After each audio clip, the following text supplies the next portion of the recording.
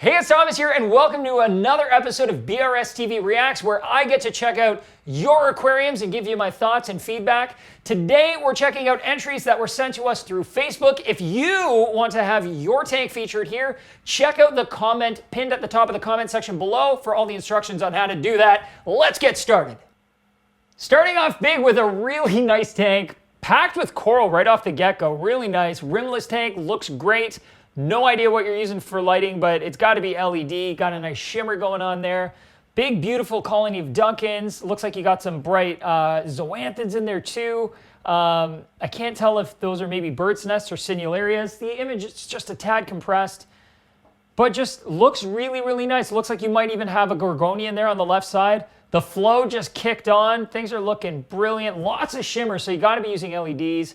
I love that you've included a pot in there for your clownfish if they decide to breed. I'm assuming that's why you stuck it in there. So if they do decide to pair up and breed, they've got a nice place to deposit those eggs that you can manage once they've done it. Because if you want to raise those babies, you're going to have to get the eggs and the fry out of there. Just absolutely awesome. Lots of color in the tank. Nice and bright. I don't know what you're using for a wave pump because it's off screen. But whatever it is, I almost want to say it's a gyre pump just based on how the water's rippling. But it's really hard to say because the tank, it doesn't look like it's super wide front to back. So I'm only guessing, but maybe it's a gyre pump. But it also looks like that might be the only pump in the system. And if that's true and you're just using the one pump, that's really, really nice. It keeps everything in the tank kind of freed up. It looks like a drilled tank. So you got a sump on there. But you didn't show us that, so I can't even comment on it. You know what? I probably don't even need to see it, because you got a pretty good idea what's going on. I can see you got coralline on your glass. I can see that your corals are looking pretty happy. So, yeah, I dig it. I think you did a good job. I love that it's a nice bright tank, no background, so you've got the blue light reflecting off the wall behind the tank, creating that nice blue backdrop. Victor, I just realized, I think this is a bookshelf aquarium. And if that's true, it's either like 20 or 12 gallons. And if that's true, it's a nano reef, which makes it more impressive because they're harder to manage than like a 40-gallon system. But also very deceiving, right? The size of the tank. That's one of the reasons I love those bookshelf formats. If that's what this is. Yeah, one of the reasons I love those bookshelf formats is because it gives you what feels like a gigantic canvas to absolutely fill, but not that big. It's tiny. You can fill it with coral like relatively inexpensively and have it turn around and turn out to be a super, super nice tank in a very small period of time. Victor, you're going to have to comment down below and tell me what size your tank is so that I can stop thinking about it. Good job. Solid tank. Next up, we've got Cami Vogel. Again, hopefully I'm saying everybody's name correctly. Looks like a pretty decent sized tank. Dual overflow, so it's got to be pretty big. I'm thinking this has got to be like 110 gallons, something like that.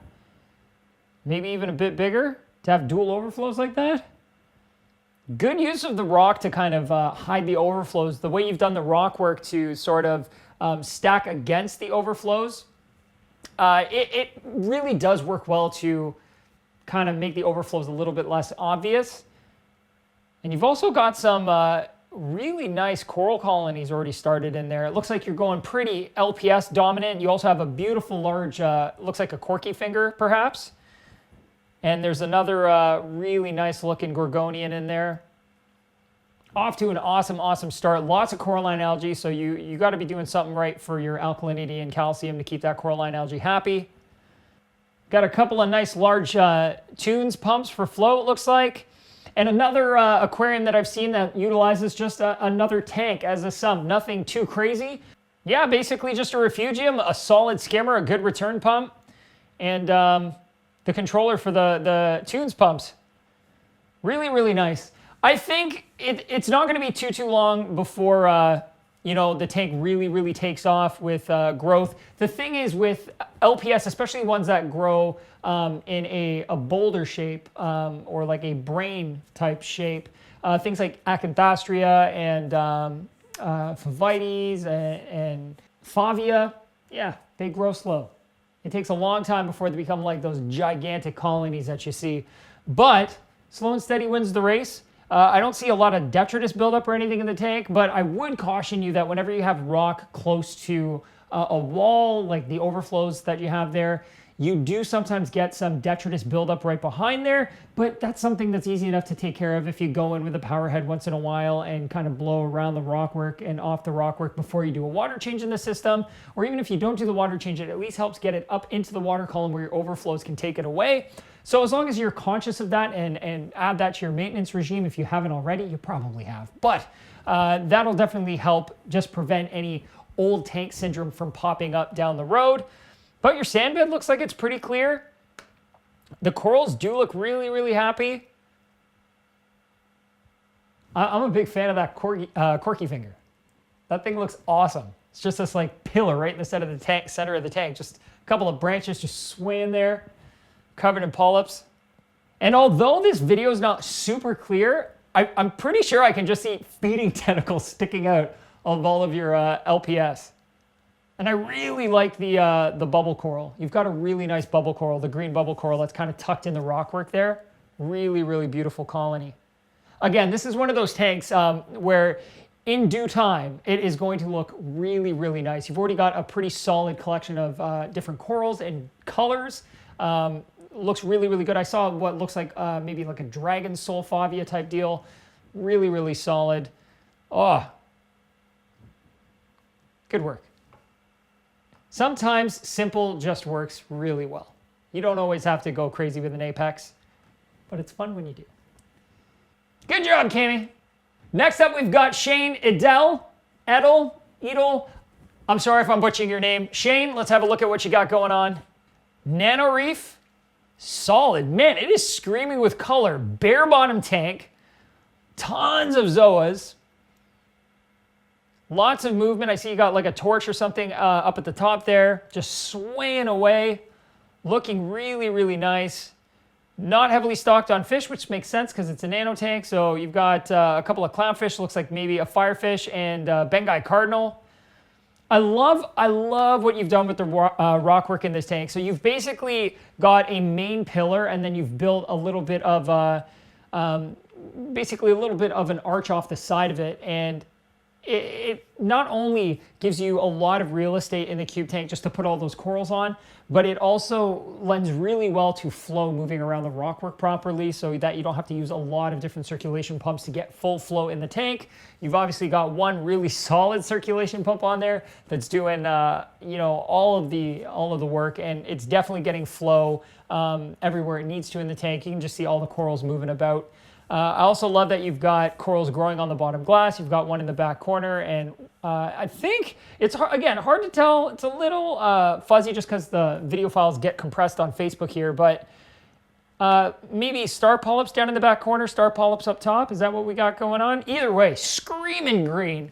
Really nice contrast to that orange digitata that you've got hanging off the side of the rockwork, which, by the way, is an excellent placement for that digitata, not only because it's an SPS and you're getting it nice and close to the light, but also because as that digitata grows, it is going to kind of be very branchy and hang over the edge of the rock, adding more shape and structure to that rock so that it's got a little bit more going on. I think you've also got maybe a plate, like a Montipora capricornis or equivalent on the back glass there, maybe on a magnetic frag rack that's going to kind of do the exact same thing. It'll be, again, a really nice contrast for top-down shots and stuff in the future when you're doing those shots.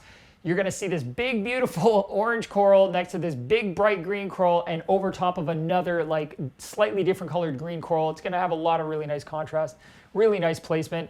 The only thing I'll say is that torch eventually is probably gonna end up stinging that digitata. But if we're being honest, digitatas could probably use a little stinging now and again just so they don't end up growing literally everywhere, as they are a fast-growing branching SPS coral. Really, really nice. This tank already looks really good. I think in the next probably 6 months, this thing's gonna look nuts. 6 months of growth on a tank like this is pretty dramatic when you figure that, you know, your polyps grow fast, euphyllias don't grow that slow, torches can grow at a decent clip, and then you have the two fastest growing SPS corals that you can really come by in the tank. In 6 months, this thing is gonna be absolutely just covered in coral. So I look forward to seeing it again, whether it's in the Facebook group or on, you know, the interwebs somewhere. I want to see it again. Maybe you can add another React entry in the near future. 6 months. I want to see how right I am. Send me an update in 6 months so I can see if I was right about how much growth you're going to end up getting in this tank. Really, really nice. Bare bottom, super, super clean. You obviously know what you're doing. Good job. All right, so next up we have Ben Stroud. I hope I pronounced your name right as well, Ben. What? Really, really early stages. Red Sea Reefer 425 XL. But I really like what you've done with the rock work. Really interesting use of what is ultimately just a lot of branching rock, it looks like Tonga branch or something like that. Again, really good example of setting up rock work to support potentially a lot of coral, especially if you're going SPS dominant. You can get lots and lots of coral across that arch. It'll grow out and create a larger structure. You don't necessarily need to have a super wide base for them, right? You just stick them on the edges of that and they're gonna grow out on their own.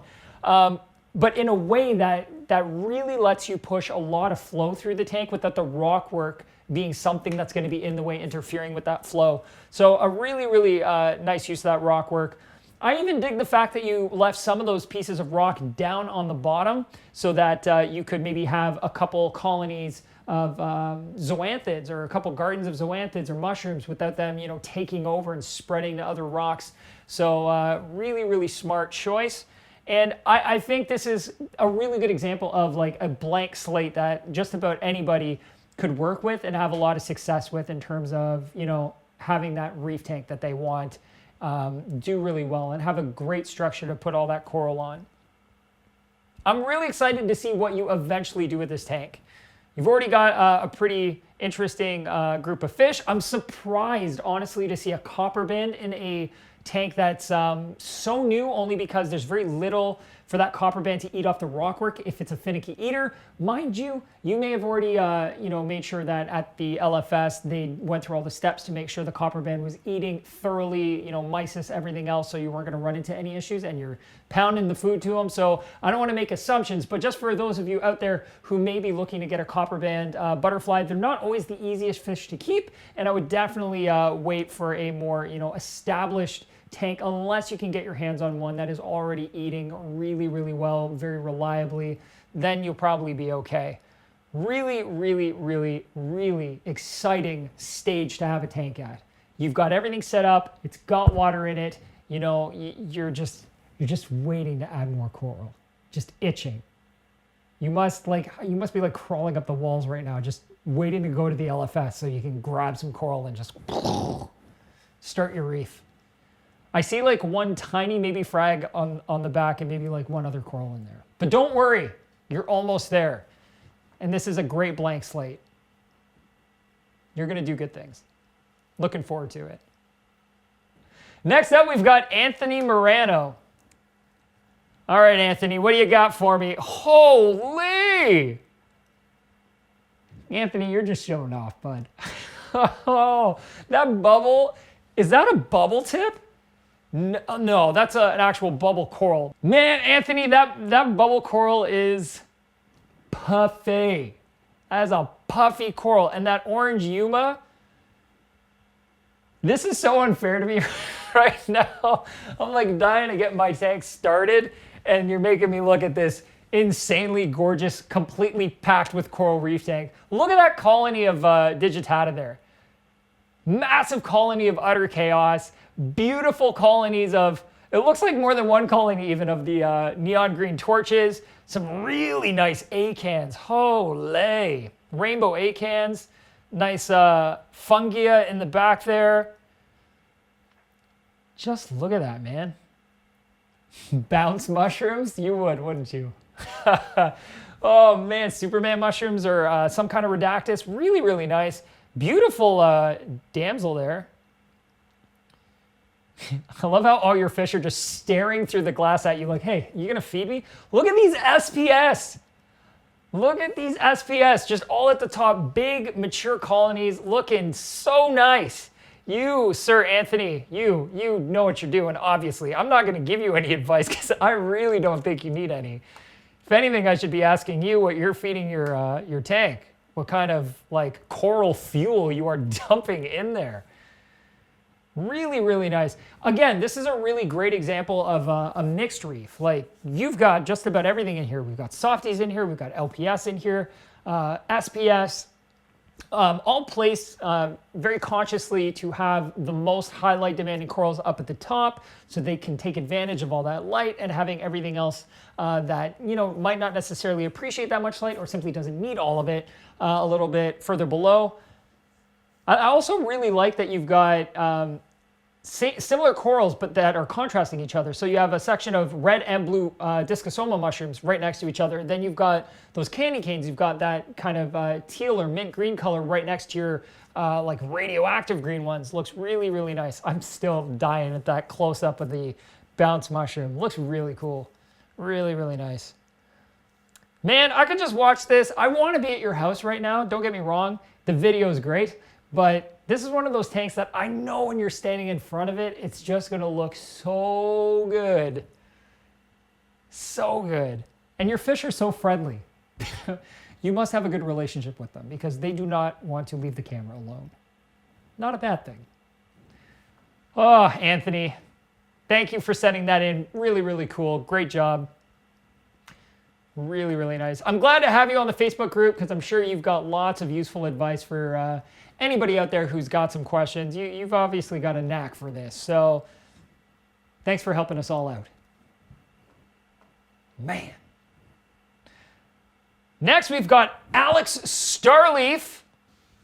So Alex, your tank's obviously a little bit on the newer side, but you've already started adding frags. You got some nice Euphilia in there. The blues are obviously like throwing the camera off pretty hard. It's tough unless you get one of those like orange lens filters for shooting these kinds of tanks. It can be a little bit difficult to get a really clear shot. But with that said, I love the rock structure you've got going on. You've pulled it off of the wall, so it's just central of the tank. You've used a little bit of height. It's kind of creating this nice concave arch. So looking at it, to me, it looks like it's an arch, but also kind of dips in at the back, so it creates a little bit of a crevice in the center, which is kind of a nice way to do it. Makes it a little bit difficult potentially in the future for adding corals on the face of that rock work. But if the goal was to kind of have a crest or arch of corals and it kind of be negative space underneath, then that is a really, really nice way to do it. I've seen more than one tank, especially SPS dominant tanks, where you just have that beautiful kind of arch of branching SPS, plating, foliating SPS, on top of a structure where underneath all of those corals is just blank space. So it'll look in photographs a lot like just a black cave, which is really, really nice. A really nice way to do it, but making sure that you didn't touch the back glass and that you're, not completely touching the sides of the tank too, really gonna work well for making sure that you can get proper flow throughout the tank. So that was a really wise choice. You got a yellow tang in there for cleanup, some snails, some cardinals. Look like PJ Cardinals, maybe? It's hard to tell because it's so blue, but looking happy. Nice. Yeah, I'm pretty sure I see some SPS up there already. I'm pretty sure I see your vision with this tank, even though it's super blue and it's hard to tell. And I think in 6-8 months' time, when you have more coral colonies in there, whether they're frags or starting with larger ones, and things start to fill in, you're really going to see your vision for this tank and the structure come together real quick, and it's going to look really, really nice. It also doesn't look like it's a massive tank, so I don't know if it's an all-in-one or what have you, but hopefully it doesn't take too long, and then I get to see it again. So keep us updated, because I want to see that. If you want your video featured, join our Facebook group, #AskBRStv, find the React series thread. There's actually a link to it in the description of this video, and then comment with a video or picture of your aquarium, and I'll get to see it. If you're feeling inspired by all these tanks we just saw and you're newer to reef keeping and want some really solid information on how to have success, there is an awesome playlist right here of 5-minute guides to all of the key topics in reefing, things that you absolutely should know so you can have success the first time and enjoy the hobby and really, you know, just live it. Live the reef. Anyways, it's right there. Check it out.